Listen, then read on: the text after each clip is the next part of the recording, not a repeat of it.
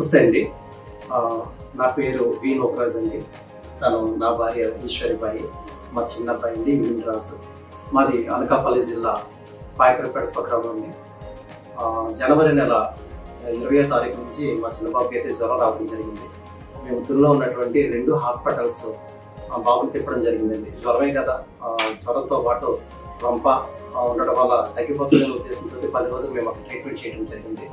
అయితే అనుకోకుండా ఒకరోజు ఈ జ్వరంతో పాటు బాబులో కొన్ని ప్రత్యేకమైన లక్షణాలు కనిపించాయండి. అదేంటంటే బ్లాంక్గా ఉండిపోవటం, ఒక రకంగా చూపులో ఒక దృష్టి పెట్టేసి కాన్షియస్ లేకుండా ఉండటం. ఇది గమనించి ఇమీడియట్గా లోకల్గా ఉన్నటువంటి హాస్పిటల్కి తీసుకెళ్ళడం జరిగింది. అక్కడ ఒక రోజు ట్రీట్మెంట్ జరిగిన తర్వాత 2వ రోజు కూడా బాబు అదే పరిస్థితిలో ఉండటం, దాన్ని ఏంటంటే ఫిట్స్ కింద దాన్ని గమనించడం జరిగిందండి. ఇంకా ఇమీడియట్లీగా మేము ఒక నిమిషం కూడా లేట్ చేయకుండా అక్కడ ఉన్నటువంటి స్థానిక డాక్టర్ గారు సజెషన్ తప్పి ఇలాగ కిమ్స్ హాస్పిటల్కి అయితే మాత్రం మేము 1వ తారీఖు సాయంత్రం 5 గంటల రావడం జరిగిందండి. డాక్టర్ సంతోష్ సార్ రెస్పాండ్ అయ్యి మేము వచ్చేసరికి ఇలా పాయకరపేట నుంచి వచ్చామనగానే సార్ చెప్పారు మీరు ఇమీడియట్గా అడ్మిషన్ తీసుకోండి అని వాళ్ళు ట్రీట్మెంట్ చేయడం జరిగిందండి. మా అదృష్టం నిజంగా చక్కనైన హాస్పిటల్కి రావడం జరిగింది.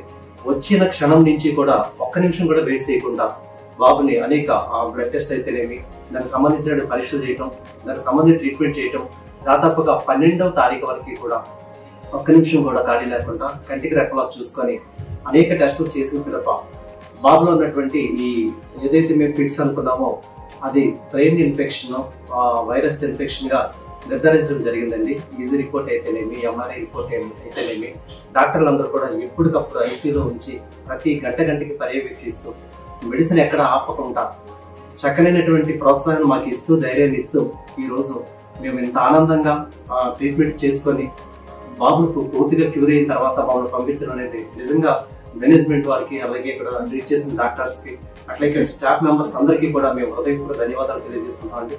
మరి ముఖ్యంగా సంతోష్ సార్ అయితే మాత్రం ప్రతి రోజు ఉదయం సాయంత్రం కూడా ఆయన రావటం, పర్యవేక్షించడం, సంబంధించినటువంటి మెడిసిన్ ఏమేమి ఇవ్వాలి, ఎంత మాత్రాలు ఇవ్వాలి అనేది మాకు అక్కడ ఉన్నటువంటి స్టాఫ్ కి డైరెక్షన్ చేయడం, పర్యవేక్షించడం. అంతేకాదు తన పర్సనల్ నంబర్ ఇచ్చి ఏ క్షణంలో ఎప్పుడు ఏ అవసరం ఉన్నా సరే నాకు కాల్ చేయండి, ఒక కాల్ రెస్పాండ్ కాకపోతే మీరు నాకు మెసేజ్ చేయండి అని చెప్పారు. కానీ మేము అనుకున్నాం అంత పెద్ద డాక్టర్ గారు నిజంగా అంటారు కానీ రెస్పాండ్ అవుతారా అని అనుకున్నాం. కానీ మేము ఫోన్ చేయగానే 2-3 సార్లు చేసి ఎత్తడం, లేదా మీరు నాకు మెసేజ్ చేయండి అని మెసేజ్ పెట్టినప్పుడు మేము మెసేజ్ కూడా చేసాం. సార్ ఇట్లా ఉంది, క్యాండిల్లా కొంచెం ఇబ్బందికరంగా ఉంది, ఏంటి పరిస్థితి కానీ నేను చెప్తాను సార్, మళ్ళా బాబులో కొంచెం ఇలా కనపడుతుందండి అనగానే సరే నేను మెడిసిన్ రాస్తానని మాకు మెసేజ్ చేసేసి అంతే పెద్ద డాక్టర్ కూడా 2 నిమిషాల్లో మాకు ఇమీడియట్ గా మెసేజ్ చేయడమే కాదు, ఈ రోజు కూడా మాకు ధైర్యం ఇచ్చి మీరు ఇంటికి వెళ్ళిన తర్వాత అయినా సరే, ఎప్పుడైనా సరే, ఏ ఇబ్బందికర పరిస్థితి అయినా సరే మీరు అందరూ నాకు మెసేజ్ చేయండి, ఇమీడియట్ గా రెస్పాండ్ అవుతారని ధైర్యం ఇచ్చారు. నిజంగా అంత పెద్ద డాక్టర్, అలాగే వారితో పాటు ఉన్నటువంటి అసిస్టెంట్స్ అందరినీ కూడా వాళ్ళ సేవలు కూడా మేము మర్చిపోలేదండి. మరి ముఖ్యంగా ఆశా మేడం గారు, సునీత మేడం గారు, ఇక్కడ చాలా మంది సిస్టర్స్ మాకు పేర్లు ప్రసన్న అని, తర్వాత ఇంకా అనిత అని, పిల్లలు ఇక్కడ ఉన్నటువంటి స్టాఫ్ అంతా కూడా చాలా చక్కగా ట్రీట్ చేసి ధైర్యం నింపి మమ్మల్ని చక్కనైన వార్త ఈరోజు పంపిస్తున్నందుకు హృదయపూర్వకంగా మీకు హృదయపూర్వక ధన్యవాదాలు తెలియజేస్తున్నాను. సంతోషాలు అలాగే నిఖిల్ సార్ మధ్య మధ్యలో వచ్చి ఆయన కూడా పర్యవేక్షించారు. స్టాఫ్ అంతా కూడా చక్కగా చూస్తున్నారు. మంచి వాతావరణంలో ఈరోజు మేము వెళ్తున్నందుకు ధన్యవాదాలు తెలియజేసుకుంటూ చక్కగా మీరందరికీ కూడా అవకాశం ఇచ్చినందుకు మరీ ఒకసారి కృతజ్ఞతలు తెలియజేస్తుందండి. Thank you very much.